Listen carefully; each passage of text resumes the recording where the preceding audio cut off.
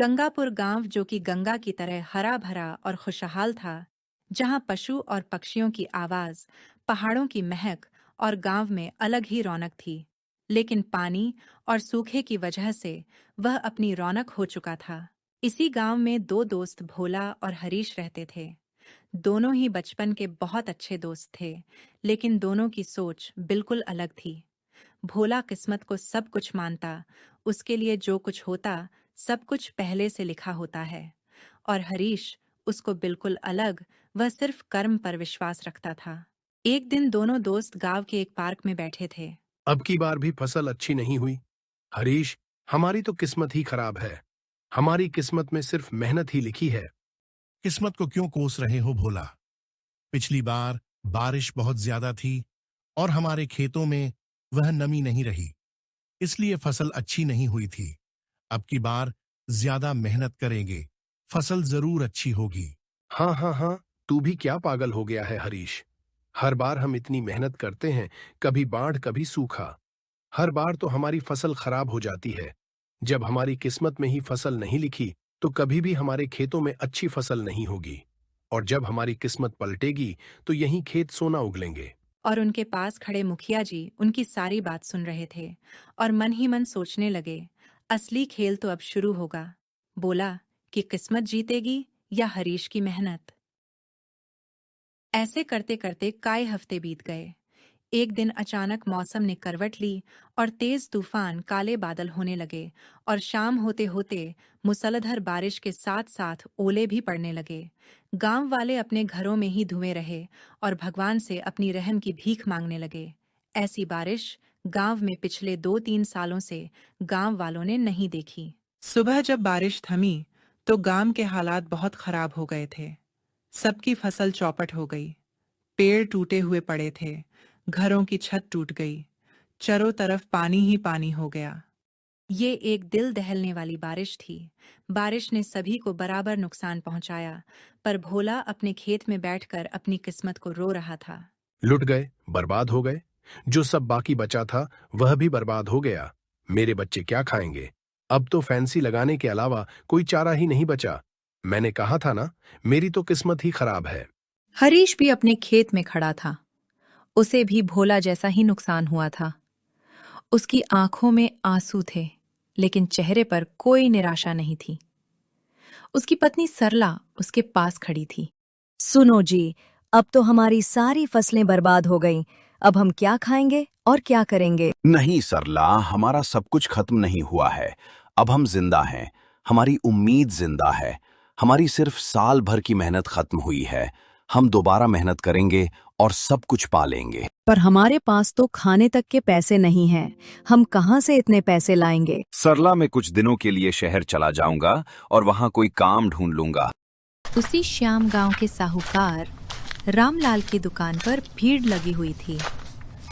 वह इस आपदा को अवसर मान रहा था। अरे भाई, चिंता क्यों करते हो? मैं हूं ना, जिसको जितने पैसे चाहिए ले जाओ, पर अपनी जमीन के कागज मेरे पास रख जाओ। जब आपके पैसे आ जाए तब वापस लौटा देना और अपनी जमीन के कागज ले जाना। मुझे 5,000 रुपये चाहिए साहूकार जी, कुछ ही दिन में वापस लौटा दूंगा। लीजिए पोला 5,000 और इस पेपर पर साइन कर दीजिए। भोला बिना कुछ सोचे समझे पेपर पर साइन कर देता है। उसी रास्ते से हरीश भी गुजरता है। साहूकार उसको आवाज लगाता है। अरे हरीश, कहाँ जा रहे हो? तुम्हें नहीं चाहिए पैसे? नहीं साहूकार जी, मुझे कर्ज का बोझ नहीं लेना। मैं कुछ दिन ऐसे ही बिताऊंगा। भोला ने साहूकार से कर्ज ले लिया और अपनी जमीन के कागज गिरवी रख दिए। भोला मेहनत के बजाय अपनी बुरी किस्मत को कोसता रहा। हरीश कर्ज लेने से इनकार कर देता है और शहर जाकर काम ढूंढने लगता है। भोला पूरे दिन चौराहे पर गप्पे मारता है और अपनी किस्मत को दोष लगाता है। भोला तो पूरे दिन चोरहा पर बैठा रहता है, कुछ काम धंधा क्यों नहीं करता? क्या करे भाई रामू, मेरी तो किस्मत ही खराब है। मेरी किस्मत में तो सिर्फ गरीबी ही लिखी है। और जब मेरी किस्मत पलटेगी तो क्या पता कोई गढ़ा हुआ खजाना ही मिले। दूसरी तरफ हरीश, जो दिन रात एक कर रहा था, रोज सुबह शहर जाता और शाम को मजदूरी करके घर वापस लौट आता। सुनो जी, कब तक ये मेहनत करोगे? कुछ शरीर के बारे में भी सोचा है? बस कुछ दिन और सरला फिर सब सही हो जाएगा।